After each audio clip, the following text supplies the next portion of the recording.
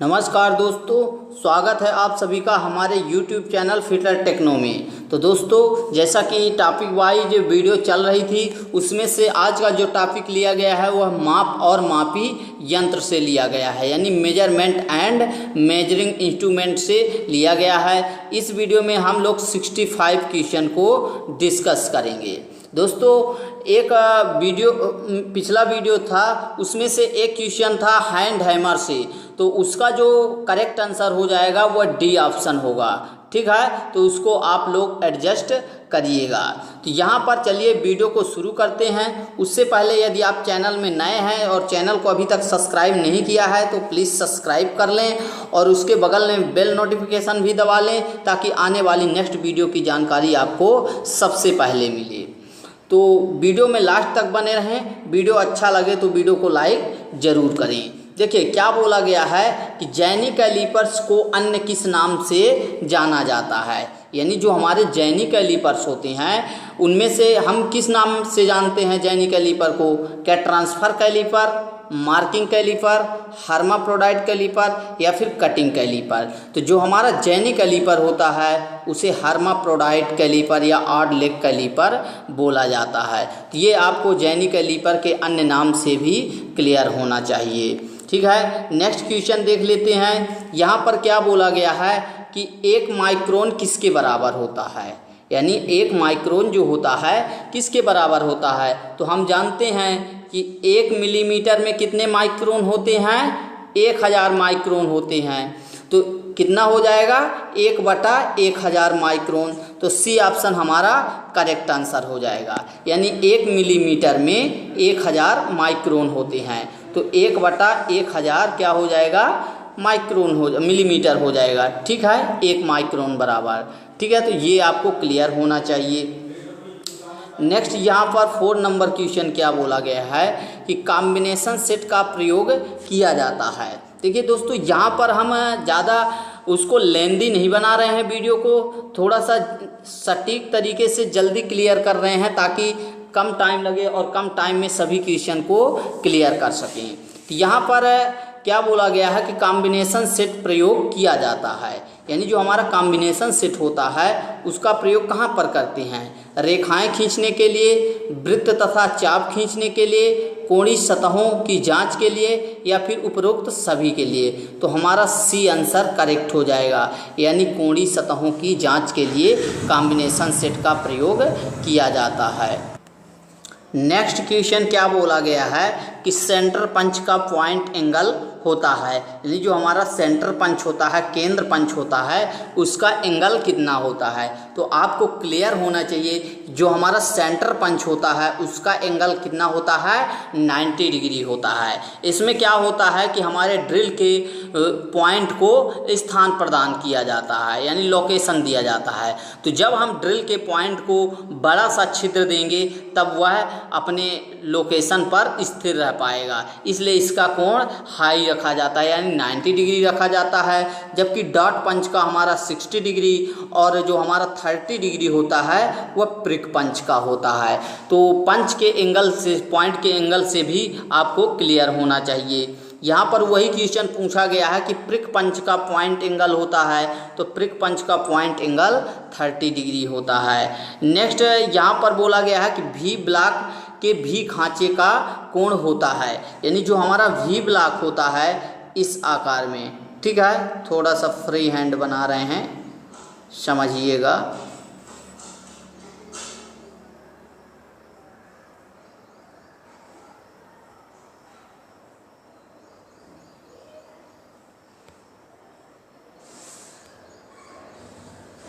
ठीक है, यानी ये जो भी खांचा बनता है इसका एंगल आपसे पूछ लिया जाता है। तो ये कितना होता है? ये 90 डिग्री होता है, ये वाला एंगल। ठीक है, तो यहाँ पर 90 डिग्री सी ऑप्शन में हमें मिल जाता है, तो सी ऑप्शन हमारा करेक्ट हो जाएगा, यानी जो भी ब्लॉक का भी ग्रूव होता है उसका एंगल 90 डिग्री का होता है। अब यहाँ पर थोड़ा सा हम भी ब्लॉक को क्लियर कर लेते हैं। क्या बोला गया है कि भी ब्लॉक ए तथा बी ग्रेड में मिलते हैं। बहुत अच्छा पॉइंट है कि जो हमारे भी ब्लॉक होते हैं वह ए तथा बी ग्रेड में मिलते हैं। ठीक है, यानी ये 2 ग्रेड में पाए जाते हैं, ए ग्रेड में और बी ग्रेड में। ए ग्रेड के भी ब्लॉक अति परिशुद्ध होते हैं, ठीक है, यानी जो हमारा ए ग्रेड वाला भी ब्लॉक होता है वह अधिक परिशुद्ध होता है और उत्तम स्टील के हार्ड व ग्राइंड किए होते हैं, यानी हार्ड एंड स्टील के बनाए जाते हैं। आमतौर पर यह 100 mm लंबाई तक मिलते हैं, यानी जो हमारा ए ग्रेड वाला होता है ये 100 मिलीमीटर लंबाई तक मिलता है। ये MPPGCL में पूछा गया था कि ए ग्रेड वाले भी ब्लॉक की लंबाई कितनी होती है, तो वह कितनी होती है, 100 मिलीमीटर होती है। जबकि बी ग्रेड वाले जो भी ब्लॉक होते हैं वे क्या होते हैं, वे ए ग्रेड की अपेक्षा कम परिशुद्ध होते हैं और closed grain grey cast iron से बनाए जाते हैं। और बी ग्रेड की जो लंबाई की बात करें तो यह 300 मिलीमीटर की लंबाई में प्राप्त होते हैं। तो यहाँ पर ए ग्रेड वाला 100 मिलीमीटर और बी ग्रेड वाला 300 मिलीमीटर, तो ये आपको क्लियर होना चाहिए। नेक्स्ट यही बोला क्वेश्चन क्या बोला गया है कि गोलाकार छड़ यानी रॉड का सेंटर मार्क करने हेतु कौन सा पंच उपयोगी होता है। यानी कोई हमारी राउंड बार है और उसका केंद्र फाइंड आउट करना है, सेंटर फाइंड आउट करना है, उसके लिए हम किसका प्रयोग करेंगे, किस पंच का, प्रिक पंच, डॉट पंच, हालू पंच या फिर बेल पंच। तो हमारा बेल पंच करेक्ट आंसर हो जाएगा। देखिए हमारे राउंड बार की सेंटर फाइंड आउट करने की 3 विधियाँ होती हैं। एक तो क्या हो गया हमारा बेल पंच हो गया, दूसरा क्या हो गया हमारा जेनी कैलीपर हो गया, और तीसरा क्या होता है कॉम्बिनेशन सेट में जो सेंटर हेड होता है तो सेंटर हेड के द्वारा हम राउंड बार का सेंटर फाइंड आउट करते हैं। तो इस तरह से आपको क्लियर होना चाहिए कि सेंटर फाइंड आउट करने की कितनी विधियाँ होती हैं, तो 3 विधियाँ होती हैं, बेल पंच, जेनी कैलीपर और सेंटर हेड। ठीक है, नेक्स्ट क्वेश्चन देख लेते हैं। क्या बोला गया है कि साइन बार किसके लिए प्रयोग की जाती है, यानी जो हमारी साइन बार होती है वह किसके लिए प्रयोग होती है। क्या ड्रिलिंग करते समय जाब को लेवल करने के लिए, या फिर छिद्र का व्यास जांचने के लिए, चूड़ी का आकार जांचने के लिए, या फिर टेपर जाब का कोण ज्ञात करने के लिए। यहाँ पर हमारा जो करेक्ट आंसर हो जाएगा वह ऑप्शन डी हो जाएगा, यानी टेपर जाब का कोण ज्ञात करने के लिए। तो डी ऑप्शन करेक्ट हो जाएगा, यानी जो साइन बार होती है वह टेपर जाब के कोण को ज्ञात करने के लिए प्रयोग की जाती है। ये आपको क्लियर हो जाना चाहिए। नेक्स्ट बोला गया है यहाँ पर कि फीलर गेज का प्रयोग होता है क्या सतह की रफनेस जांचने के लिए, या 2 पार्टों के मध्य अंतर जांचने के लिए, जाब का रेडियस जांचने के लिए, या फिर छिद्रों के मध्य का अंतर जांचने के लिए। तो आपको यहाँ ए में और डी में कन्फ्यूजन हो रहा होगा, सॉरी बी में और डी में, यानी 2 पार्टों के मध्य का अंतर जांचने के लिए और छिद्रों के मध्य का अंतर जांचने के लिए। तो ये जो फीलर गेज होता है ये छिद्रों के मध्य अंतर नहीं जांचती है, ये 2 पार्टों के मध्य अंतर जांच करती है, यानी मैटिंग पार्टों के बीच का क्लियरेंस जांच करती है। तो बी ऑप्शन करेक्ट आंसर हो जाएगा। ठीक है, ये आपको क्लियर हो जाएगा। नेक्स्ट क्वेश्चन क्या बोला गया है कि टेलीस्कोपिक गेज किस काम आते हैं, यानी जो टेलीस्कोपिक गेज होते हैं टी आकार के, ये किस काम में आते हैं, स्लॉट मापने के, स्क्रू पिच मापने के लिए, टैप मापने को, या फिर बड़े सुराखों का आंतरिक व्यास। तो ये बड़े सुराखों का आंतरिक व्यास मापने के लिए प्रयोग किए जाते हैं। ठीक है, ये आपको क्लियर होने चाहिए। ये टेलीस्कोपिक जो होता है क्या होता है, यह ये 12.4 से लेकर 152.7 या 12.7 से लेकर 152.4 के मध्य ये रेंज में जो है माप देते हैं। तो ये आपको क्लियर होना चाहिए कि बड़े सुराखों को आंतरिक माप के लिए प्रयोग किए जाते हैं। नेक्स्ट क्वेश्चन क्या बोला गया है, यहीं पर बोला गया है कि टेलीस्कोपिक एक प्रकार का अप्रत्यक्ष मापी गेज है, यानी टेलीस्कोपिक गेज जो होता है यह इनडायरेक्ट मेजरमेंट गेज है, जिसका प्रयोग किसी छिद्र, स्लॉट या बोर आदि का साइज मापने या चेक करने के लिए किया जाता है। यह अंग्रेजी के अक्षर टी के आकार की बनी होती है, यानी इस आकार में। तो ये आपको क्लियर होना चाहिए। नेक्स्ट बोला गया है कि स्पिरिट लेवल द्वारा किस जाप की जांच की जाती है। तो स्पिरिट लेवल जो होता है यह समतलता जांच करता है, चेक करता है। तो सी ऑप्शन करेक्ट हो जाएगा। नेक्स्ट क्वेश्चन क्या बोला है यहाँ पर 13 नंबर कि गुनिया का प्रयोग किया जाता है, यानी जो ट्राई स्क्वायर होती है उसका प्रयोग किस लिए किया जाता है। तो 90 डिग्री के कोण को चेक करने के लिए गुनिया का प्रयोग किया जाता है। तो इस तरह से भी आपको क्लियर होना चाहिए। नेक्स्ट बोला गया है कि एंगल प्लेट का माप कैसे लिया जाता है। तो एंगल प्लेट का जो माप होता है लंबाई इंटू चौड़ाई इंटू ऊंचाई से लिया जाता है, यानी L into width into H, यानी लेंथ, विड्थ और हाइट से लिया जाता है। तो ये भी आपको क्लियर होना चाहिए। नेक्स्ट बोला गया है कि माइक्रोमीटर का वृत्तीय पैमाना, यानी जो सर्कुलर स्केल होती है वह किस पर अंकित होती है। तो यहाँ पर आपको क्लियर होना चाहिए कि जो हमारा माइक्रोमीटर होता है, तो ये मान लीजिए हमारी माइक्रोमीटर की एनविल है, ठीक है। यहाँ पर क्या होता है, यहाँ पर हमारा होता है थिम्बल, और थिम्बल के इस बेवल घेरे में हमारी जो होती है तो सर्कुलर पैमाना अंकित होता है।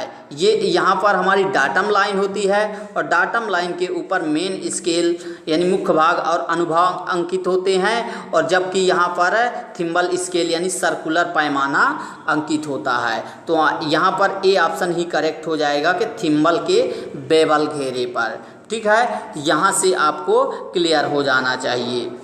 नेक्स्ट बोला गया है यहाँ पर कि प्लग गेज प्रयोग किए जाते हैं क्या कार्यखंड के छिद्रों का व्यास जांचने के लिए, या फिर कार्यखंड में छिद्रों की लंबाई जांच करने के लिए, या फिर कार्यखंडों का बाहरी व्यास जांचने के लिए, या फिर कार्यखंडों में छिद्रों का व्यास मापने के लिए। यहाँ पर आपको कन्फ्यूजन ए ऑप्शन और डी ऑप्शन में हो रहा होगा। तो आपको क्लियर होना चाहिए जो हमारा प्लग गेज होता है यह मेजरमेंट टूल नहीं है, यानी यह लिमिट गेज के अंतर्गत आता है और यह ओनली चेकिंग करता है। तो यहाँ पर डी में क्या बोला गया है कि कार्यखंड में छिद्रों का व्यास मापने के लिए, तो यह मापता नहीं है, ओनली चेक करता है। तो हमारा ए ऑप्शन करेक्ट हो जाएगा, यानी कार्यखंडों में छिद्रों का व्यास जांच करने के लिए प्रयोग किए जाते हैं। तो इस तरह से भी आपको क्लियर होना चाहिए। नेक्स्ट बोला गया है कि सरफेस गेज द्वारा क्या किया जाता है, यानी हमारा जो सरफेस गेज होता है मार्किंग ब्लॉक, उसके द्वारा क्या करते हैं, हम मार्किंग करते हैं, पंचिंग करते हैं, मेजरमेंट ऑफ लेंथ यानी लंबाई की माप लेते हैं, या फिर ऊंचाई की माप लेते हैं। तो इसके द्वारा हम मार्किंग कर सकते हैं। तो ए ऑप्शन ही करेक्ट हो जाएगा। नेक्स्ट बोला गया है यहाँ पर 21 नंबर कि बड़े वृत्त की मार्किंग के लिए कौन सा यंत्र प्रयोग किया जाता है। ये क्वेश्चन देखिए आपको कहाँ पर मिल जाएगा, DMRC में क्वेश्चन पूछा गया था। किसमें, DMRC में 2018 में बोला गया था कि बड़े वृत्त की मार्किंग के लिए कौन सा यंत्र प्रयोग किया जाता है। तो वहाँ पर ट्रेमल करेक्ट आंसर था, ठीक है। यानी ट्रेमल जो है हमारा बड़े वृत्त की लेइंग आउट के लिए प्रयोग किया जाता है, जबकि छोटे वृत्तों और आर्क को खींचने के लिए डिवाइडर का यूज किया जाता है। नेक्स्ट क्वेश्चन क्या बोला गया है कि डिवाइडर का माप कैसे लिया जाता है, यानी जो डिवाइडर होता है हमारा विभाजक, उसका माप कहाँ से लिया जाता है। तो उसका माप जो है रिबिट के मध्य से बिंदु तक लिया जाता है, यानी रिबिट के सेंटर से लेकर पॉइंट तक उसकी साइज ली जाती है। तो ये आपका क्लियर होना चाहिए। 23 नंबर क्वेश्चन क्या बोला गया है कि निम्न में से कौन सी कोण मापन युक्ति नहीं है, यानी कौन सा एंगल मेजरमेंट डिवाइस नहीं है। Angle plate, bevel protector, sine bar और एंगल गेज।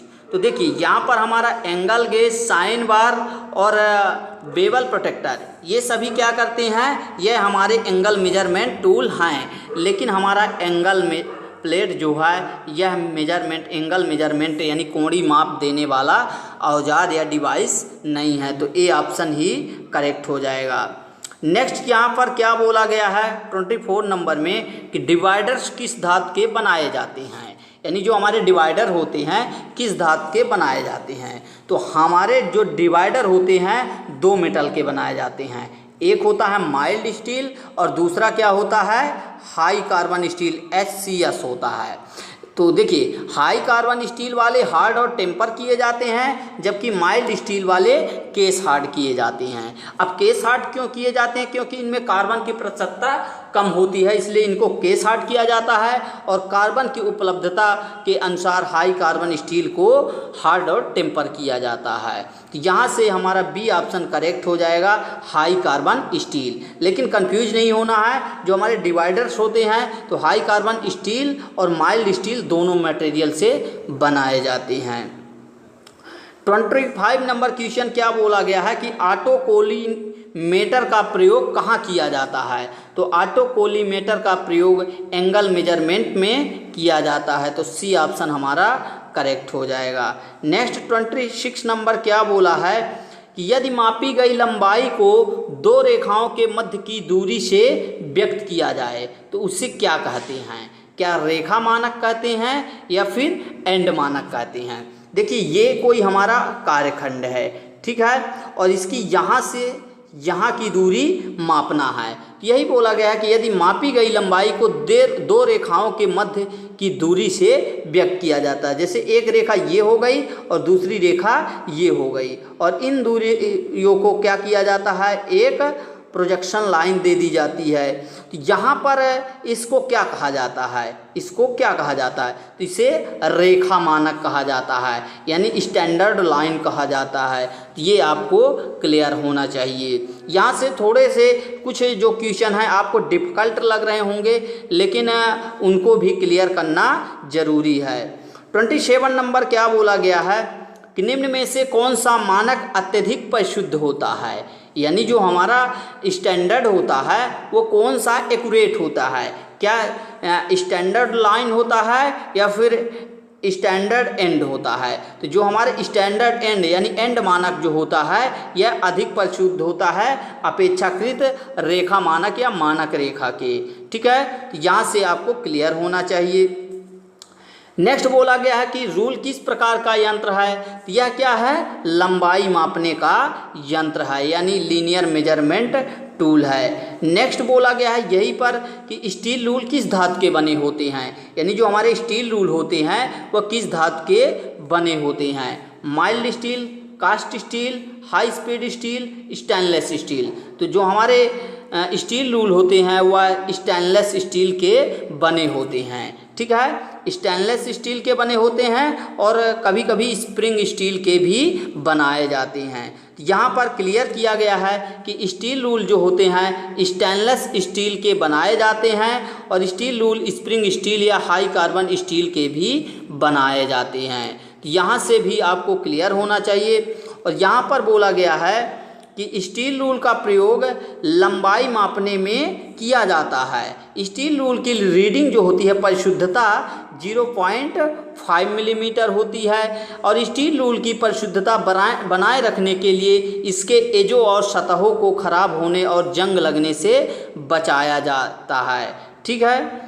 यहाँ पर क्या बोला गया है कि ब्रिटिश प्रणाली में लंबाई की इकाई क्या होती है, तो ब्रिटिश प्रणाली को हम क्या बोलते हैं, फुट, पाउंड और सेकंड बोलते हैं। तो फुट जो होता है हमारा क्या होता है, लंबाई के लिए होता है, पाउंड भार के लिए होता है और समय जो होता है यानी सेकंड में व्यक्त किया जाता है। तो जो समय होता है तो सभी के लिए कांस्टेंट रखा जाता है, चाहे FPS हो, CGS हो या MKS हो, समय के लिए सेकंड ही सभी में रखा जाता है। यहाँ पर ब्रिटिश प्रणाली पूछा है, ब्रिटिश प्रणाली में लंबाई की इकाई तो फुट हो जाएगा। यहाँ से आपको पूछा जाता है कि MKS यानी मीट्रिक प्रणाली जो होती है उसमें लंबाई की इकाई क्या होती है, तो उसमें हमारा जो करेक्ट आंसर होता है वो मीटर होता है। यानी MKS में लंबाई की जो यूनिट होती है वो मीटर होती है, जबकि CGS में क्या होती है, सेंटीमीटर होती है। तो इस तरह से भी आपको क्लियर होना चाहिए। यहाँ पर दिया गया है कि CGS प्रणाली में लंबाई का मात्रक जो होता है सेंटीमीटर होता है, जबकि MKS में लंबाई का मात्रक मीटर होता है। ठीक है। नेक्स्ट क्वेश्चन क्या बोला गया है कि श्रिंक रूल का प्रयोग निम्न के लिए किया जाता है। यानी जो हमारा श्रिंक रूल होता है उसका यूज कहाँ किया जाता है, डाइया बनाने में, मोल्डिंग में, पैटर्न में, या फिर इनमें से कोई नहीं। तो पैटर्न मेकर द्वारा पैटर्न बनाने में हमारे श्रिंक रूल का प्रयोग किया जाता है। तो इस तरह से भी आपको क्लियर होना चाहिए। नेक्स्ट क्वेश्चन क्या बोला गया है,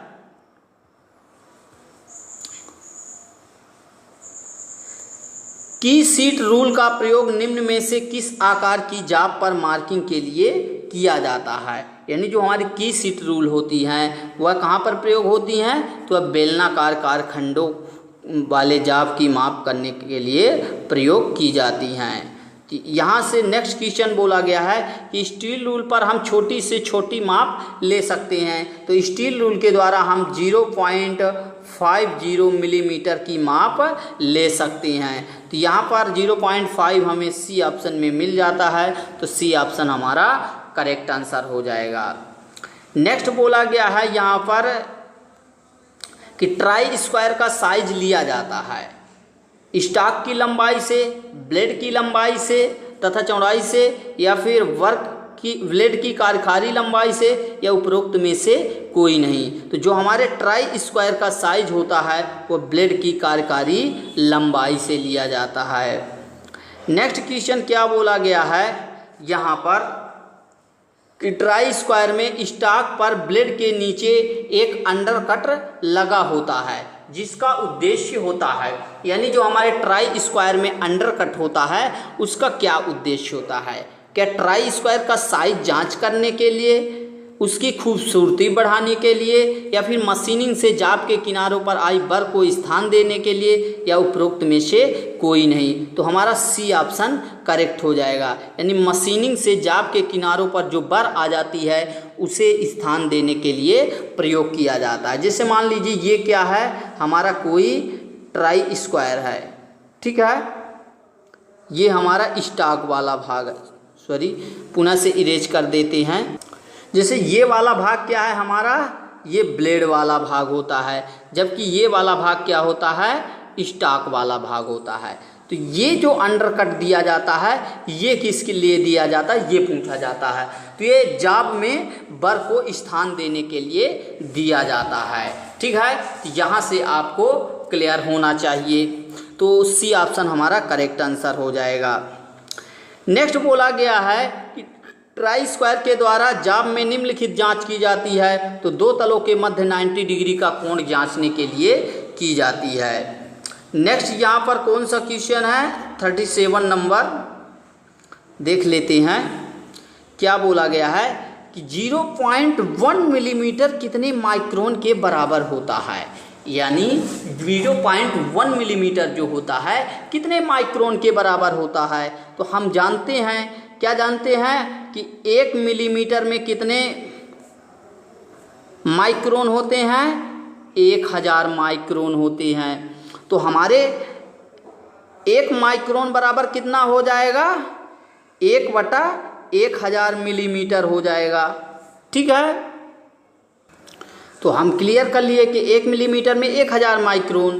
तो 0.1 मिलीमीटर में कितने माइक्रोन, 100 माइक्रोन हो जाएंगे। और 0.01 एक जीरो और बढ़ गया यहाँ पर, तो कितने हो जाएंगे, इधर एक और घट जाएगा यानी 10 माइक्रोन आ जाएगा।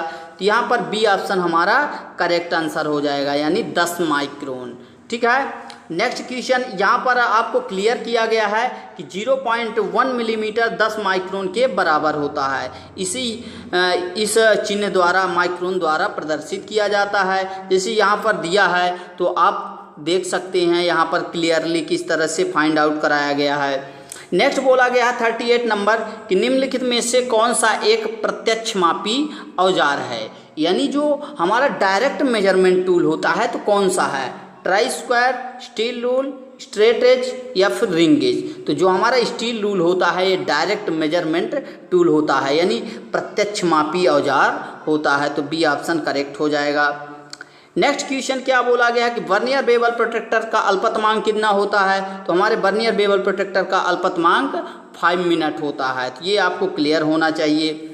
नेक्स्ट यहाँ पर 40 नंबर क्वेश्चन बोला गया है, मीट्रिक माइक्रोमीटर में एक पूर्ण चक्कर में थिम्बल आगे बढ़ता है। यानी जो हमारा मीट्रिक माइक्रोमीटर होता है, यदि उसका थिम्बल पूरा एक चक्कर लगा लेता है तो हमारा स्पेंडल जो होता है वह कितना आगे एक्सिस के साथ आगे बढ़ता है। तो वह कितना बढ़ता है, वह 0.50 मिलीमीटर आगे बढ़ता है। वो क्यों? क्योंकि उसमें जो थ्रेड कटी होती है वह 0.50 मिलीमीटर वाली थ्रेड कटी होती है। यानी थ्रेड की जो पिच होती है वह 0.5 मिलीमीटर होती है। क्या होता है कि जो हमारे माइक्रोमीटर में चूड़ी कटी होती है तो सिंगल स्टार्ट वाली चूड़ी कटी होती है। तो जब हमारे सिंगल स्टार्ट वाली चूड़ी कटी होती है तो सिंगल स्टार्ट में हमारी पिच और लीड जो होते हैं इक्वल होते हैं। तो इस तरह से आपको क्लियर होना चाहिए। नेक्स्ट बोला गया है कि मीट्रिक माइक्रोमीटर का अल्पतमांक होता है। तो हम जानते हैं कि जो हमारे थिम्बल का ग्रेजुएशन होता है वह 50 बराबर भागों में डिवाइड किया गया है, और जो थिम्बल एक पूर्ण चक्कर में आगे बढ़ता है वह 0.5 मिलीमीटर आगे बढ़ता है। तो हम इसको डिवाइड कर देते हैं, 0.5 डिवाइडेड 15 मिलीमीटर, 15 भाग, तो हमारा कितना आ जाएगा 0.01 मिलीमीटर आ जाएगा। तो 0.01 मिलीमीटर हमें ऑप्शन ए में ही मिल जाता है। तो ए ऑप्शन हमारा करेक्ट आंसर होगा। 43 नंबर क्वेश्चन क्या बोला है यहाँ पर कि वर्नियर डेप्थ गेज की अल्पतमांक होती है। तो वर्नियर डेप्थ गेज भी वर्नियर कैलीपर के सिद्धांत पर कार्य करता है, इसलिए उसका जो लिस्ट काउंट होता है वह 0.02 मिलीमीटर होता है।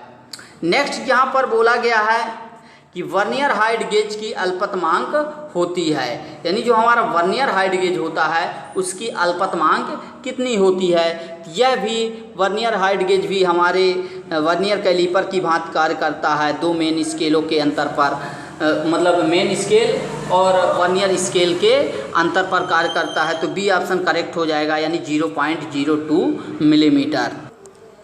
नेक्स्ट क्वेश्चन यहाँ पर बोला गया 45 नंबर कि लेइंग आउट करते समय वर्नियर हाइट गेज का प्रयोग करना चाहिए। यानी जब हम लेइंग आउट करते हैं तो वर्नियर हाइट गेज का प्रयोग करना चाहिए सतह प्लेट यानी सरफेस प्लेट पर, वी ब्लॉक पर, मशीन के बेड पर या भी किसी भी चपटी सतह पर। तो जो लेइंग आउट करते हैं तो उस समय हम वर्नियर हाइट गेज को केवल सरफेस प्लेट पर रखना चाहिए हमें। तो ए ऑप्शन करेक्ट हो जाएगा।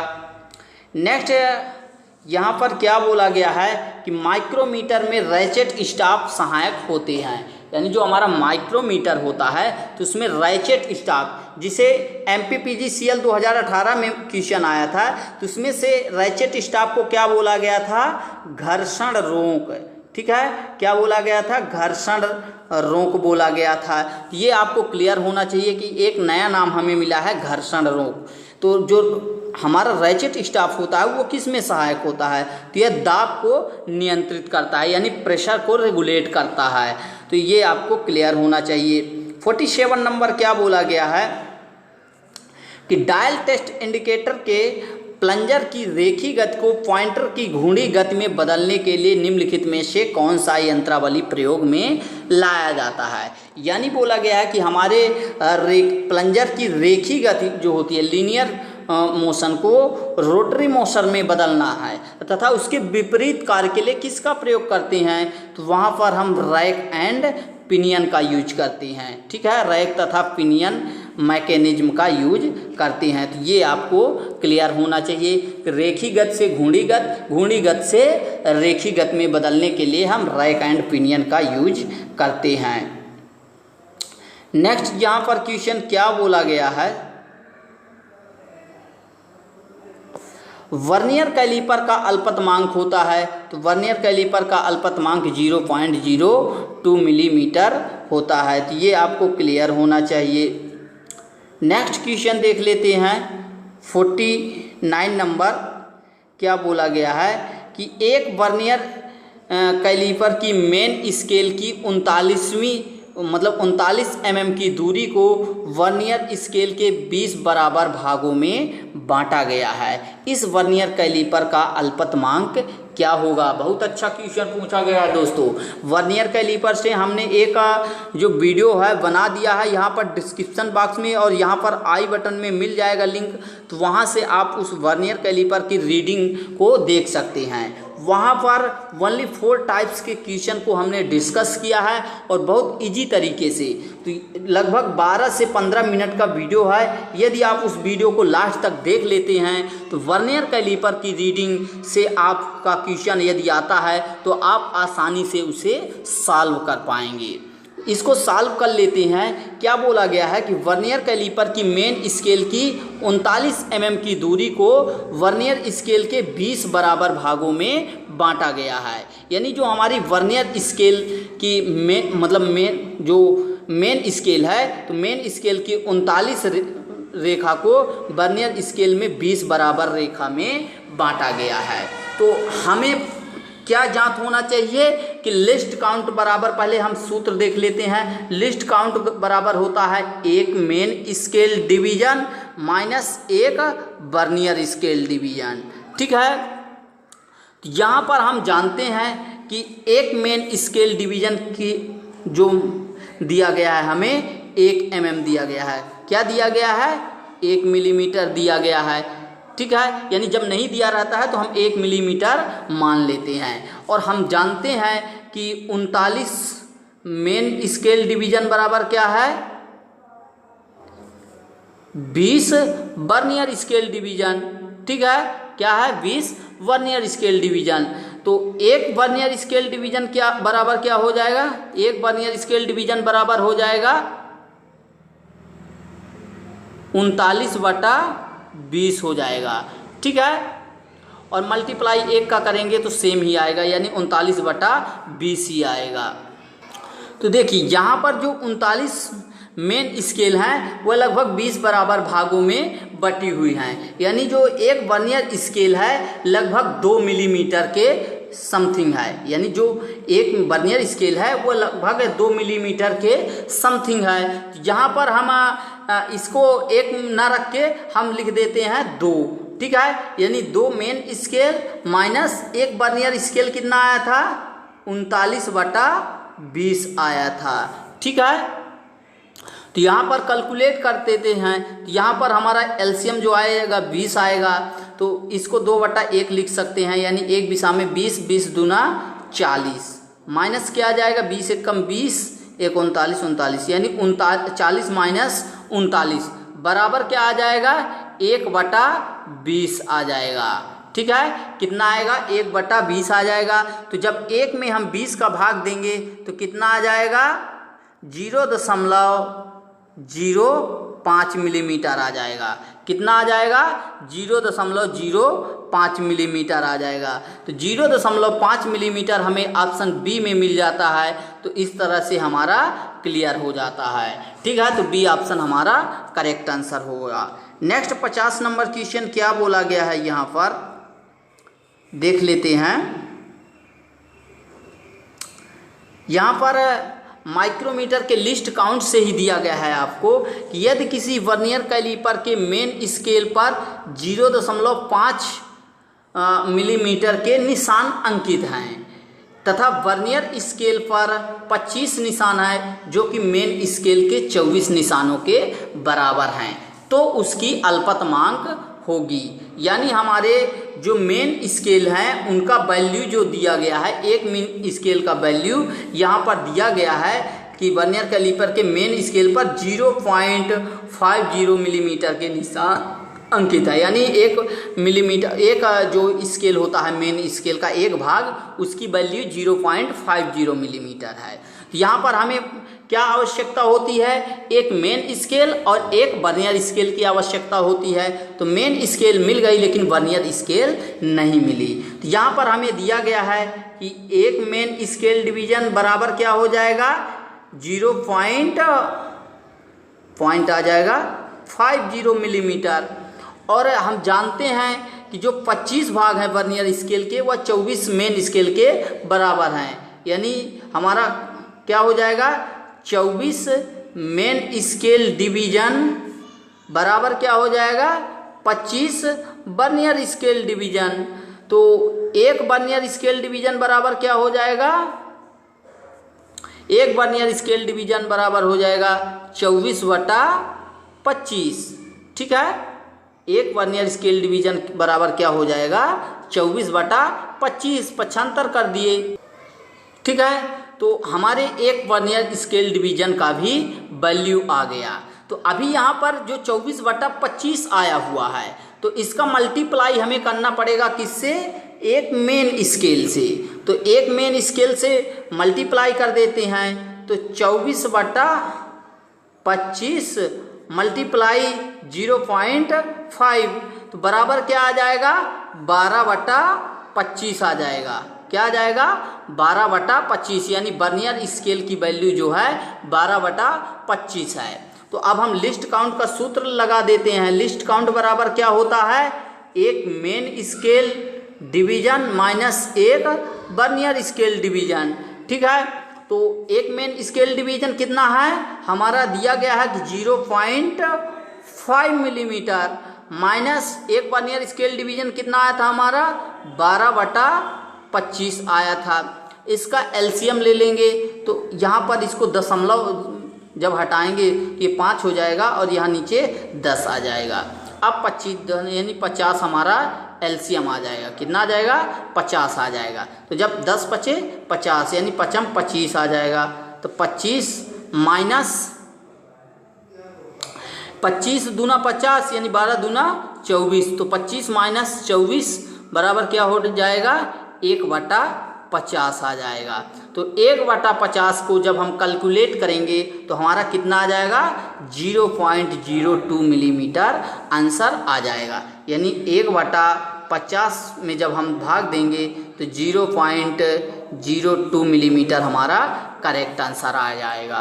तो इस तरह से आपको क्लियर होना चाहिए। थोड़ा रेड रंग कर देते हैं। नेक्स्ट यहाँ पर क्वेश्चन क्या बोला गया है, बोला गया है कि इनसाइड माइक्रोमीटर में थिम्बल के ऊपर क्या अंकित होता है। यानी जो हमारा इनसाइड माइक्रोमीटर है, थोड़ा ध्यान देने वाली बात है, यहाँ क्या बोला गया है, इनसाइड माइक्रोमीटर यानी आंतरिक माइक्रोमीटर। तो आंतरिक माइक्रोमीटर के थिम्बल पर हमारा स्थिर यानी फिक्स एनविल फिक्स किया जाता है। तो सी ऑप्शन करेक्ट हो जाएगा। नेक्स्ट यहाँ पर बोला गया है कि धनात्मक त्रुटि में थिम्बल की शून्य रेखा डाटम लाइन के होती है, क्या आगे रहती है या फिर पीछे रहती है, या फिर कहीं भी हो सकती है, या इनमें से कोई नहीं। तो देखिए हमारे जो माइक्रोमीटर में त्रुटियां होती हैं वह क्या होती है, जिसे हम बोलते हैं जीरो एरर। ठीक है, क्या बोलते हैं, जीरो एरर। तो ये जीरो एरर 2 टाइप्स के होते हैं। एक क्या होता है, पॉजिटिव होता है, और एक क्या होता है, निगेटिव होता है। ठीक है, पॉजिटिव और निगेटिव। तो पॉजिटिव क्या होता है कि जब हमारे माइक्रोमीटर के जो थिम्बल है, थिम्बल की शून्य रेखा डाटम लाइन से नीचे रहती है। ठीक है, क्लियर समझिएगा। पॉजिटिव एरर यानी धनात्मक त्रुटि क्या होती है, पहले ये समझ लीजिए, और ऋणात्मक त्रुटि, उसके बाद आंसर क्लियर करते हैं। तो पॉजिटिव क्या होता है कि जब हमारे माइक्रोमीटर, थोड़ा सा यहाँ पर इरेज कर देते हैं, तो देखिए मैंने यहाँ पर एक डायग्राम बनाया जिसमें से ये मेन स्केल है और ये वाली हमारी संदर्भ सतह या डाटम लाइन है, और ये बेवल घेरे की लाइन है, और यहाँ पर दिया गया है।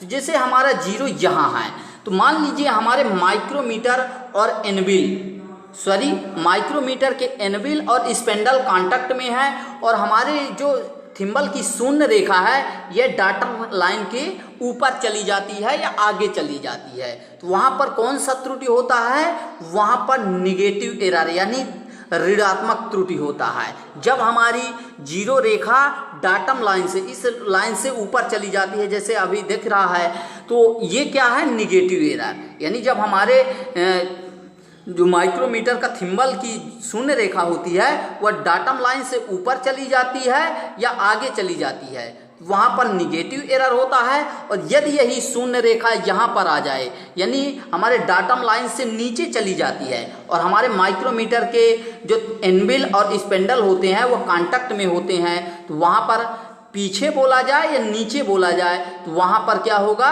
धनात्मक एरर होगा। ठीक है, तो यही बोला गया है कि धनात्मक शून्य त्रुटि में थिम्बल की शून्य रेखा डाटम लाइन के होती है, तो डाटम लाइन के पीछे होती है। तो ये आपको क्लियर होना चाहिए कि जब हमारे माइक्रोमीटर में धनात्मक त्रुटि होती है तो वहाँ पर जो हमारी थिम्बल की जीरो रेखा होती है वह डाटम लाइन से नीचे होती है। तो इस तरह से आपको क्लियर होना चाहिए। नेक्स्ट यहाँ पर बोला गया है कि माइक्रोमीटर किस सिद्धांत पर कार्य करता है, तो माइक्रोमीटर हमारा नट और बोल्ट के सिद्धांत पर कार्य करता है। देखिए यहाँ से सभी क्वेश्चन को हम डिस्कस करते जा रहे हैं। थोड़ा सा वीडियो लंबा बन रहा है, लेकिन उसके लिए अब हम क्या कर सकते हैं, लेकिन वीडियो लंबा बनेगा, देखेंगे तो आपके सभी क्वेश्चन क्लियर होंगे। नेक्स्ट बोला है कि वर्नियर डेप्थ गेज का प्रयोग किसे मापने के लिए किया जाता है, तो वर्नियर डेप्थ गेज का जो उपयोग होता है वह स्टेप ब्लाइंड की छिद्र की गहराई के लिए किया जाता है, यानी डेप्थ गेज नाम से ही है गहराई गेज, तो गहराई मापने के लिए किया जाता है। तो बी ऑप्शन करेक्ट हो जाएगा। नेक्स्ट क्या बोला गया है यहाँ पर कि डेप्थ माइक्रोमीटर का प्रयोग अधिक रेंज में साइजों की जांच करने के लिए किया जा सकता है। क्यों, यानी जो हमारा डेप्थ माइक्रोमीटर होता है वह अधिक रेंज में साइजों की जांच करने के लिए मापने के लिए किया जाता है। क्यों किया जाता है, क्या इसके साथ कई एक्सटेंशन राडें आती हैं, छड़ें आती हैं, या फिर इसका स्पेंडल लंबा होता है, या इसकी स्लीव लंबी होती है, या फिर इसका बेस समायोजित होता है। तो ये बी ऑप्शन करेक्ट इनकरेक्ट दिया गया है, यहाँ पर रॉन्ग दिया गया है। इसका जो करेक्ट आंसर होगा ऑप्शन ए होगा। इसके साथ कई एक्सटेंशन छड़ें आती हैं, इसलिए इसका जो रेंज है वह बढ़ जाता है। तो ए ऑप्शन हमारा करेक्ट आंसर हो जाएगा। नेक्स्ट यहाँ पर क्वेश्चन है आपके जीरो एरर से पुनः से लिया गया है कि यहाँ पर बोला गया है कि अभी हमने क्लियर किया है, पुनः से क्लियर कर देते हैं। यदि किसी आउटसाइड माइक्रोमीटर के थिम्बल डिवीजन की शून्य ग्रेजुएशन डाटम लाइन से नीचे रह जाती है, जबकि माइक्रोमीटर के मापन सतह परस्पर संपर्क में है, तब त्रुटि होती है। यानी हमारे माइक्रोमीटर के एनविल और स्पेंडल कांटेक्ट में है और जो थिम्बल की डिवीजन की शून्य ग्रेजुएशन है, शून्य लाइन है, वह डाटम लाइन से नीचे रह जाती है, तो वहाँ पर कौन सा एरर होता है, वहाँ पर धनात्मक यानी पॉजिटिव एरर होता है। तो ये आपको क्लियर होना चाहिए। यहाँ पर ए आंसर दिया गया है, रॉन्ग दिया गया है। यहाँ पर ऋणात्मक जब हमारे जो शून्य ग्रेजुएशन होती है वह डाटम लाइन से ऊपर चली जाती है या आगे चली जाती है, तो वहाँ पर ऋणात्मक होता है, लेकिन यहाँ पर नीचे बोला गया है तो यहाँ पर धनात्मक एरर होगा, यानी पॉजिटिव एरर होगा। ठीक है, तो आपको इस तरह से क्लियर होना चाहिए। यदि आप लोगों का जो एरर है उसमें कोई प्रॉब्लम है तो आप लोग कमेंट बॉक्स में ज़रूर कमेंट करके बताएं, तो हम एरर से एक माइक्रोमीटर के एरर से एक वीडियो बना देंगे। यहाँ पर क्या बोला गया है कि वर्नियर हाइट गेज के द्वारा मार्किंग करते समय कार्य को प्रायः क्या एंगल प्लेट के द्वारा आश्रय देना चाहिए, किसी अन्य कार्यखंड के द्वारा आश्रय देना चाहिए, या एक हाथ द्वारा पकड़ना चाहिए, या फिर बिना आश्रय दिए पकड़ना चाहिए। तो जब वर्नियर हाइट गेज के द्वारा मार्किंग की जाती है तो कार्य को हमेशा एंगल प्लेट के द्वारा सहारा देना चाहिए। तो ए आंसर करेक्ट हो जाएगा। नेक्स्ट 62 नंबर क्वेश्चन क्या बोला गया है यहाँ पर कि वर्नियर बेवल प्रोट्रैक्टर में 5 मिनट अल्पतमांक प्राप्त करने के लिए 23 मेन स्केल को किस में विभाजित किया जाता है, तो 23 मेन स्केल को वर्नियर स्केल पर 12 बराबर भागों में बांटा जाता है। तो ए आंसर ही हमारा करेक्ट आंसर हो जाएगा। नेक्स्ट क्वेश्चन क्या बोला गया है यहाँ पर कि वर्नियर हाइट गेज के किस भाग पर मुख्य स्केल ग्रेजुएशन बनी होती है, तो बीम पर बनी होती है। ठीक है, यहाँ पर वर्नियर हाइट बोला जाता है या फिर बोला जाता है कि वर्नियर कैलीपर, तो दोनों में हमारी बीम होगी, यानी जो मुख्य स्केल बनी होती है वह बीम पर बनी होती है, और जब कि वर्नियर स्केल जो होती है वह वर्नियर स्लाइड पे बनी होती है। तो ये भी आपको क्लियर होना चाहिए। यहाँ पर 64 नंबर क्वेश्चन क्या बोला है कि किसी यंत्र द्वारा माप लेने में त्रुटियां कौन सी हो सकती हैं। यानी जो हम प्रिसीजन इंस्ट्रूमेंट यूज करते हैं तो उनके द्वारा माप लेते समय कौन सी त्रुटियां हो सकती हैं। माइक्रो ज्यामितीय त्रुटियां, संपर्क त्रुटियां यानी कॉन्टैक्ट एरर, टेम्परेचर एरर, या फिर उपरोक्त सभी। तो उपरोक्त सभी करेक्ट आंसर हो जाएगा। जो हमारे यंत्र में त्रुटियां होती हैं यहाँ पर दी गई हैं 9 प्रकार की होती हैं, तो इन्हें आप क्लियर कर सकते हैं। नेक्स्ट एंड लास्ट क्वेश्चन क्या बोला गया है कि निम्नलिखित स्टील रूलों के प्रकार कौन से हैं। Short rule, hook rule, shrink rule, या फिर उपरोक्त सभी। तो ये हमारे जो हुक रूल यहाँ पर दिया गया है, यहाँ पर हमारा डी आंसर करेक्ट हो जाएगा। यानी जो ये दिए गए हैं hook rule, short rule, shrink rule, ये सभी हमारे स्टील रूल के प्रकार होते हैं। यानी जो हमारा यहाँ पर आपको डिफिनेशन भी दिया गया है कि स्टील रूल का प्रयोग रेखी मापन में होता है। ये श्रिंक रूल, शॉर्ट रूल, ये सभी रेखी मापन देते हैं, तो ये सभी इसके प्रकार हो जाएंगे। यह जो होती है स्प्रिंग स्टील या स्टेनलेस स्टील से बनाई जाती है और उसके एज को यानी किनारों को परिशुद्धता में ग्राइंड किया जाता है। अब क्यों ग्राइंड किया जाता है? जिससे स्ट्रेट एज बन पाए, यानी जो सीधा किनारा है वह बन पाए। स्टील रूल की सतह को चमकदार क्रोम फिनिश्ड किया जाता है, यानी क्रोमियम से फिनिश्ड किया जाता है। अब यहाँ पर स्टील रूल के कुछ टाइप दिए गए हैं, तो इन्हें आप देख सकते हैं। तो दोस्तों इस वीडियो में हम लोगों ने 65 क्वेश्चन को क्लियर किया। तो आप दोस्तों लास्ट तक बने रहने के लिए आप लोगों को धन्यवाद। वीडियो यदि अच्छा लगा है तो आप लोग ज़रूर वीडियो को लाइक करें, क्योंकि हम देखते हैं दोस्तों कि यहाँ पर जो व्यू आते हैं, यहाँ पर आपको 1800 व्यू मिल जाते हैं, 2000 व्यू मिल जाते हैं, लेकिन लाइक कितने आते हैं? 300 आते हैं, 200 आते हैं। दोस्तों क्या प्रॉब्लम आ रही है आप लोगों को? जो प्रॉब्लम आ रही है तो आप हमें कमेंट बॉक्स में ज़रूर बताएं ना। यदि आप प्रॉब्लम को बता पाएंगे तभी ना हम उसे सॉल्व कर पाएंगे। तो जो कमेंट मतलब आपको प्रॉब्लम आ रही है तो कमेंट बॉक्स में ज़रूर कमेंट करें। और दोस्तों यहाँ पर बहुत सारे स्टूडेंट बोलते हैं कि सर हमें इंग्लिश वर्जन चाहिए। तो दोस्तों इंग्लिश वर्जन में ये PDF अवेलेबल नहीं है, तो इसके लिए सॉरी, हमें खेद है कि हम आपको इंग्लिश वर्जन जो है नहीं प्रोवाइड करा पा रहे हैं। ज़रूर कोशिश करेंगे कि जल्द से जल्द आपको इंग्लिश वर्जन के भी क्वेश्चन प्रोवाइड करा पाएँ। तो दोस्तों वीडियो यदि अच्छा लगा है तो लाइक कर दीजिए। चैनल में पहली बार आए हैं, चैनल को सब्सक्राइब नहीं किया है। दोस्तों हम देखते हैं चैनल में, तो वहाँ पर आपको जो देखने को मिलता है 60% ऐसे स्टूडेंट हैं जो वॉच तो करते हैं लेकिन अभी चैनल को सब्सक्राइब नहीं किया है। ओनली 40% ऐसे स्टूडेंट हैं जो चैनल में वीडियो को वॉच करते हैं और चैनल को सब्सक्राइब किए हैं। तो आप लोगों से रिक्वेस्ट है कि चैनल को सब्सक्राइब भी कर लीजिए और नोटिफिकेशन बेल को भी दबा लीजिए। तो thanks for watching and bye bye.